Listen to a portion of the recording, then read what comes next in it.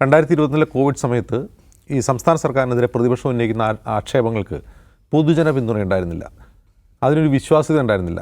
ആക്ഷേപങ്ങളില്ല, അതിന് മെറിറ്റോറിയസ് അല്ല എന്നൊന്നുമല്ല പറയുന്നത്, പല കാര്യങ്ങളും മെറിറ്റോറിയസ് ആയിരുന്നു. പക്ഷേ ആ ആക്ഷേപങ്ങൾ ഉന്നയിക്കേണ്ട സമയം ഇതല്ല, ഈ സർക്കാരിനെതിരെ അത് പറയാൻ പാടില്ല എന്നൊരു തോന്നൽ പൊതുജനങ്ങൾക്കുണ്ടായിരുന്നു. ഇപ്പോൾ അങ്ങനെയല്ല. അതിലും മെറിറ്റോറിയസ് അല്ലാത്ത, അതിലും വളരെ സൂപ്പർഫിഷ്യലായിട്ടുള്ള ആരോപണങ്ങൾക്ക് പോലും വലിയ തോതിലുള്ള പൊതുജന പിന്തുണ കിട്ടുകയാണ്.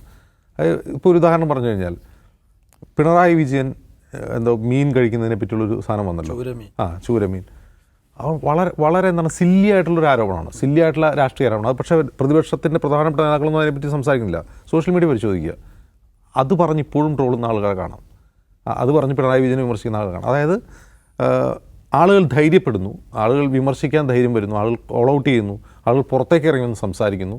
അപ്പോൾ അത് എന്താണെന്ന് വെച്ചാൽ അത് ഭരണവിരുദ്ധ വികാരം മാത്രവുമല്ല, ഈ സർക്കാരിനെതിരെയുള്ള ശരിയായ വിമർശനവും കുറേ അധികം ഉണ്ട് മുൻ സർക്കാരിനേക്കാൾ. അപ്പോൾ അത് പറയാൻ ആളുകൾ ധൈര്യപ്പെടുന്നു എന്നുള്ള ഒരു കാര്യം. രണ്ട്, ഭരണവിരുദ്ധ വികാരം, അതുപോലെ ഈ സർക്കാർ ഇനി തുടരേണ്ടതില്ല എന്നൊരു പൊതു ഫീല് ആളുകൾക്കുണ്ടായിക്കൊണ്ടിരിക്കുകയാണ്. അത് പെട്ടെന്നുണ്ടാകുന്നതല്ല, ഓരോ ദിവസവും ദൈനംദിനം ഉണ്ടായിക്കൊണ്ടിരിക്കുക. അതിൻ്റെ പ്രധാനപ്പെട്ട കാരണം ശബരിമലയാണ്.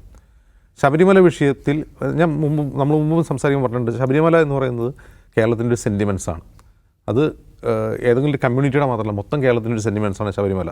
അപ്പോൾ അതിൽ കള്ളത്തരം കാണിച്ചൊരു സർക്കാർ, അല്ലെങ്കിൽ അതിൽ പ്രതിയായി അറസ്റ്റ് ചെയ്യപ്പെട്ട് ജയിലിൽ കിടക്കുന്ന ഒരാളെ അയാൾക്കെതിരെ കോടതി ശിക്ഷ വിധിക്കട്ടെ എന്നത് നടപടിയെടുക്കുക എന്ന് പറയുന്നൊരു പാർട്ടി, സ്വാഭാവികമായിട്ട് ആളുകൾ അതിനെ സംശയിക്കും. ആ സംശയം നീക്കാൻ ഈ സർക്കാരിന് ഈ തെരഞ്ഞെടുപ്പ് അടുത്ത് നിൽക്കുന്ന സമയം പോയിട്ടും കഴിഞ്ഞിട്ടില്ല. പത്മകുമാർ അടുത്ത ദിവസം ജാമ്യത്തിൽ ഇറങ്ങാൻ പോവാണ്, സ്വാഭാവിക ജാമ്യത്തിൽ വരും. അപ്പോഴും എന്താണ്, അയാൾ പവർഫുള്ളായിട്ടാണ് പുറത്തേക്ക് വരുന്നത്, പവർഫുള്ളായിട്ട് സർക്കാരിൻ്റെ പിന്തുണയോടെയാണ് പുറത്തേക്ക് വരുന്നത്. പിന്നെ ആ കേസിൻ്റെ ഗതി എന്താവും എന്നൊക്കെ ആളുകൾക്ക് സ്വാഭാവികമായി സംശയം വരും. അപ്പോൾ ഈ തെരഞ്ഞെടുപ്പിലെ സർക്കാരിൻ്റെ ഏറ്റവും വലിയൊരു ബാരിയർ എന്ന് പറയുന്നത് ശബരിമല തന്നെയാണ് എന്ന് മാത്രവുമല്ല, സ്വർണ്ണക്കൊള്ളയ്ക്ക് ശേഷം പിന്നാണ് അയ്യപ്പ സംഗമത്തിലെ ക്രമക്കേടുകൾ സംബന്ധിച്ച വാർത്ത വരുന്നു. ഇത് മൊത്തം ഒരു സർക്കാരിൽ അവിശ്വാസം ഉണ്ടാക്കുന്നുണ്ട്. ഈ സെൻറ്റിമെൻറ്റ്സ് മനസ്സിലാക്കുന്ന ആളുകളാണ് അങ്ങോട്ടും ഇങ്ങോട്ടും മൂവ് ചെയ്യുന്നത്.